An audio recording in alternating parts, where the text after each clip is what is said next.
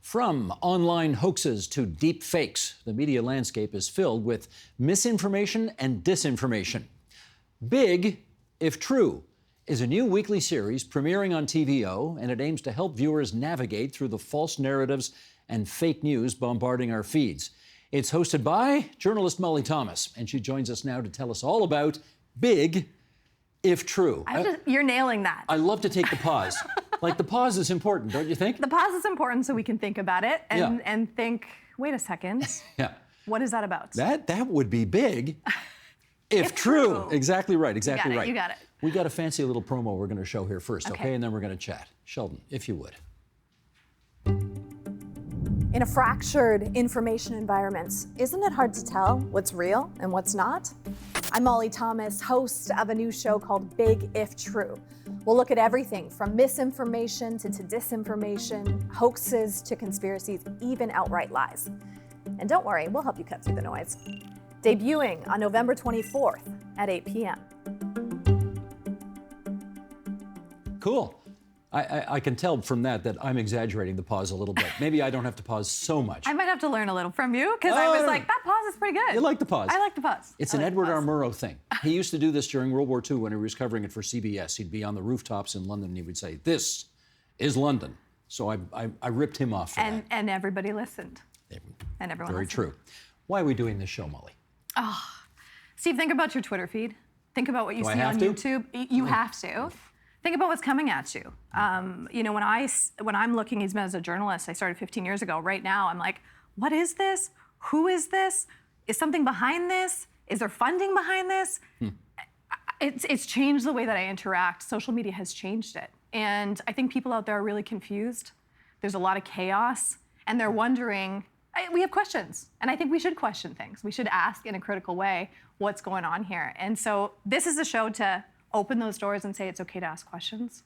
Let's ask them. Let's find out what we can. Let's figure out the facts that we know. Let's figure out what we don't know and be comfortable doing that. The timing of it seems very appropriate, right? Given everything going on in the world nowadays, the timing for a show like this feels right.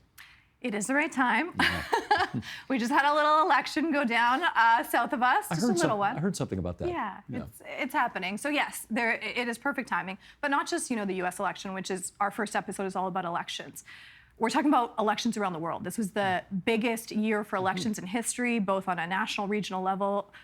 Nearly half the world voted, right? So people want to know what's real out there. They want to know what's not. They want to know what political deviance is going on behind the scenes that is not giving them the full information. And hopefully we have the experts in to come in and give us that background and set the stage for the other things at play with all the information we're seeing. Speaking of background, can you tell us a bit about you? Because you are going to be new for, I mean, you and I have known each other for a while, but you are going to be new for some TVO viewers who aren't aware of your previous work. So tell us a bit about you. Yeah, so I've been a journalist for 15 years, ever curious. I love connecting with people, whether that's in the field or in the studio.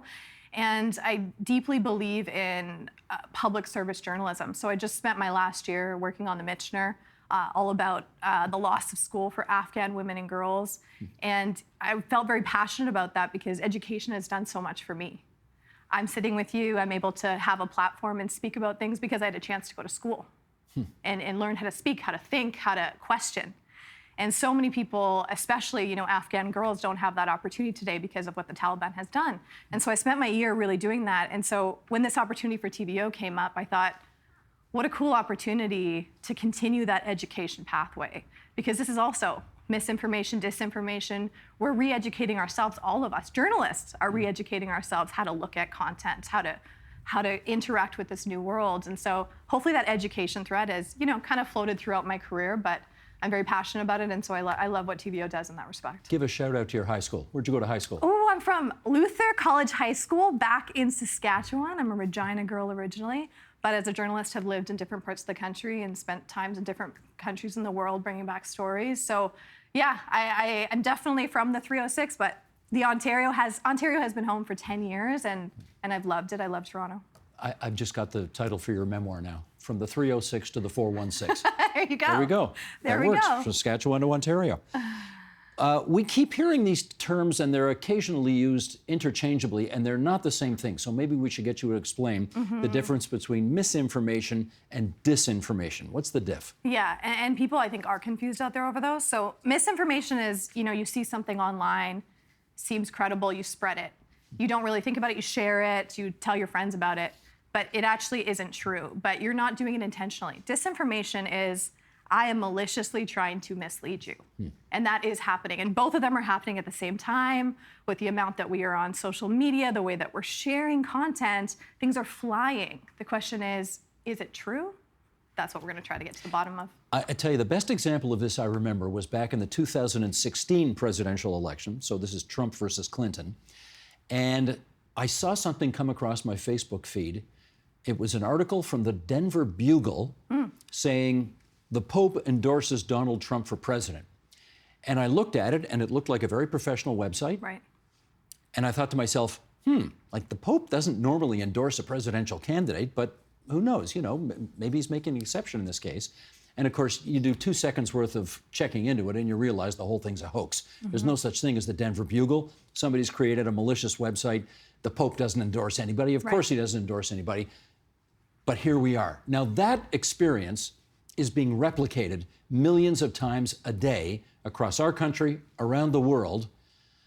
How is Molly Thomas going to get to the bottom of all of what's going on out there? I'm so glad that I'm not doing it alone. Let me tell you, we have some amazing experts, Canadian experts that are diving into this misinformation and disinformation. We also have global experts that are going to be joining our show. And so these people are bringing their research, they're bringing their years of experience where they're just looking for patterns, trying to see, how campaigns that copy each other to purport disinformation. Like, people are looking into that. That's what the great thing about this is. We're going to bring them on. And then we also have a segment that's a little bit more interactive where we use, some of our producers, researchers on our shows to show us, how you at home might get tripped up over something. Is there a video? Is there a photo that seems a little suspect? And we will dig into it ourselves. So, just all of us need to relook at how we interact with information. Journalists too. I need to do it every single day. So it's a conversation I think we have to have both ways, and I think it's the time to be doing it. How do we know we can trust you, Molly Thomas? Oh, isn't that the question? Listen, I've been trying to build trust for 15 years, and I've had the privilege of bringing stories to this country, and I love what I do. So listen with a skeptical eye.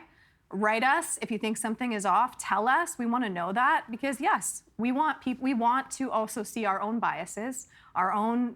Maybe we missed something. It's important, but that's what I mean. It's a two-way conversation. We have to do this throughout the season. This is, never mind timely. It's very important work, and people really need to. We need an uptick in our media literacy right now, right?